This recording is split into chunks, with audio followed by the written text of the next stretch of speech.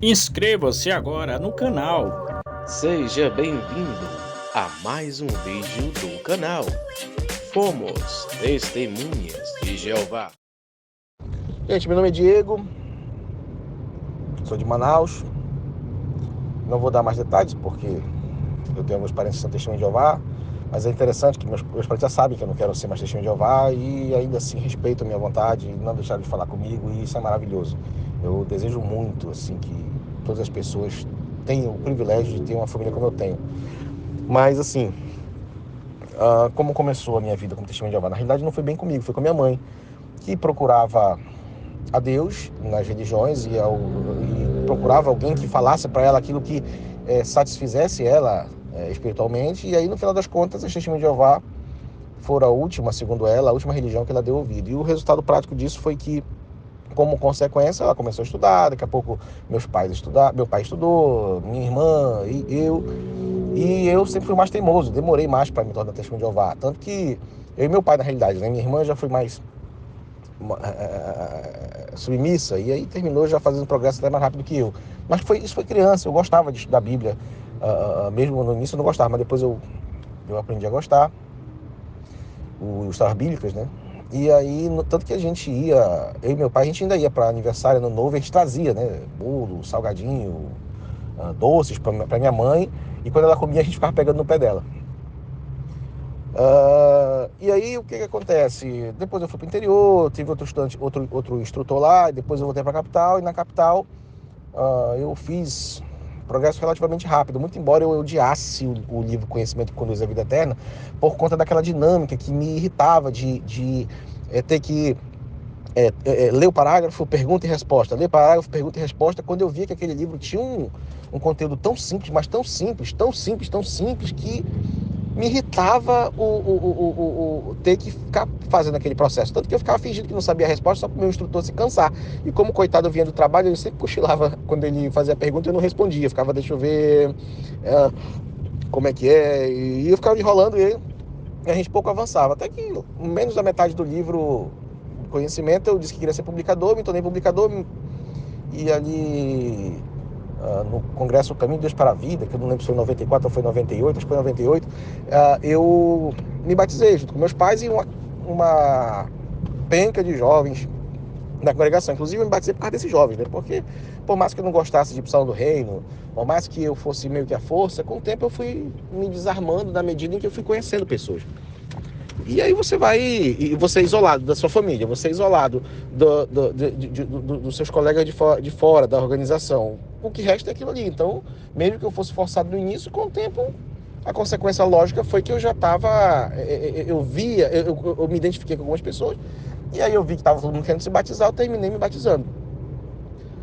Não me arrependo de ter me batizado e eu explico por que depois. Mas enfim, no final das contas, eu me tornei testemunho de Jeová no mesmo dia que meus pais. E logo em seguida assinei a petição para pioneiro auxiliar. O problema, aí passou pouco tempo, já fui assinando para pioneiro regular. E o problema é que eu passei que era um mini vestibular que chamava, para a Escola Técnica Federal do Amazonas. E aí lá a escola era longe pra caramba da minha casa, e eu tinha que pegar 2 ônibus para chegar lá. Imagina, eu tinha acabado de assinar a petição de pioneiro regular, e aí para poder dar as horas, acho que na época, se não me engano, era 70, e aí eu tinha que acordar 4 horas da manhã, pegar o ônibus 4h30, todo mundo dormindo dentro do ônibus e eu querendo incomodar as pessoas, os coitados que estavam indo trabalhar. Chegava no terminal de ônibus, ficava distribuindo folheto, né, tratado, para quem não conhece, e depois eu ia para a escola.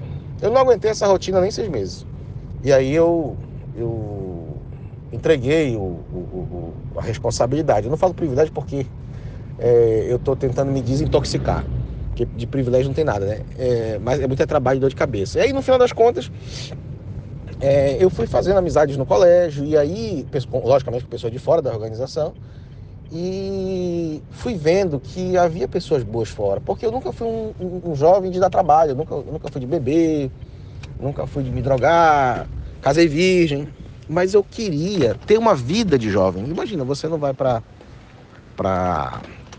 para aniversário, você não vai para lugar nenhum, enfim, você não tem amizade. E eu só queria ir na casa dos meus colegas, eu queria jogar videogame, eu queria ter uma vida, eu queria ser jovem, eu queria viver, eu queria passar minha adolescência e dizer bem assim, pô, eu curti, eu fiz amizades, conheci pessoas legais. E aí o que aconteceu? Eu comecei a mentir, né? E eu me tornei um excelente mentiroso. E assim, antes de falar de como eu utilizava a mentira para viver, eu gostaria de contar um pouco de um período logo depois que eu me batizei, que foram duas situações que marcaram muito a minha vida. E eu carreguei por muito tempo isso. Muito embora tenha incomodado, mas marcou muito. Uma delas foi quando logo depois que eu me batizei, eu estava super espiritual, comecei a ler a Bíblia toda. Eu não terminei, eu resolvi terminar anos depois. Mas enfim, quando eu lendo os evangelhos, eu percebi que havia uma incongruência naquela questão relativa à saída de Judas da ceia.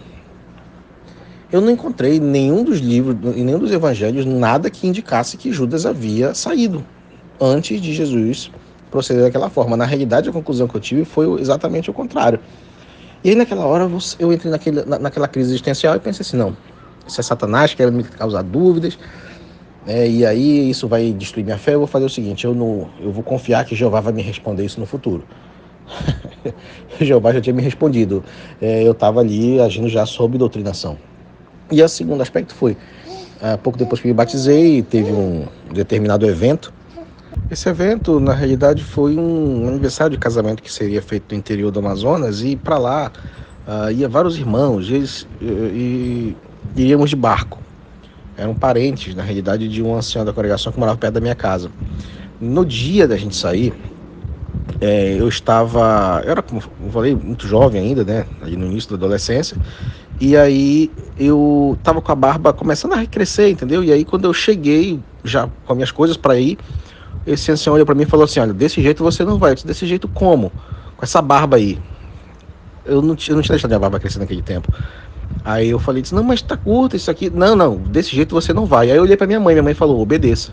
Aí eu fui lá pra dentro, fiz a barba, e minha pele, ela sempre foi muito sensível, então eu me machucava muito. Eu sempre deixava minha barba crescer um pouco justamente para eu não me ferir.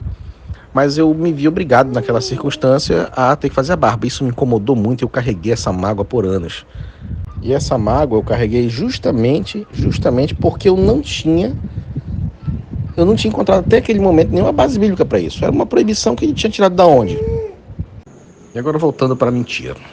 Em relação a esse aspecto da mentira, eu mentia para os meus pais o tempo todo. E aí, para poder ter uma vida, né? Vamos supor, eu mentia que ia fazer um trabalho de escola, mas eu ia para casa de um colega meu jogar videogame. Eu mentia que, tinha uma educação física à tarde para poder ir no cinema com meus colegas.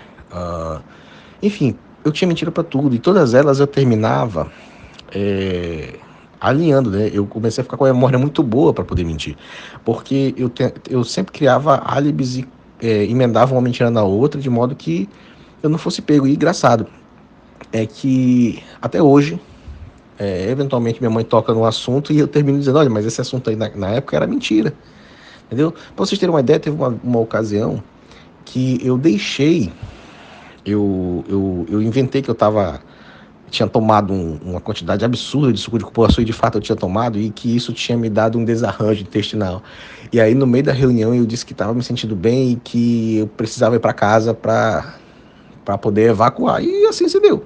Fui para casa. Meus pais até um dia desse achavam que suco de cupuaçu em exagero dava diarreia, e eu informei para eles que não dava.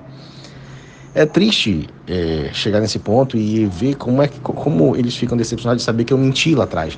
Mas eu também expliquei para eles numa conversa mais recente que eu mentia para poder viver. Então veja bem, dá para ser feliz assim? Me custa crer, me custa muito a crer. E aí na minha adolescência eu conheci a pessoa que hoje é minha esposa, né? Começamos um namorico ali por volta dos 16 anos, né? No meu 16 anos, para ela estava aí na casa dos 15. E aí sempre tinha alguém querendo se meter. A gente tinha um ancião muito influente no circuito na época, que ele perseguiu muito ela, especialmente porque ela não tinha parente dentro da organização. Então ela foi muito perseguida. Eu, pelo menos, tinha meus pais que até certo ponto me protegiam, né? E aí, no final das contas, o tempo se passou e aí a gente se casou.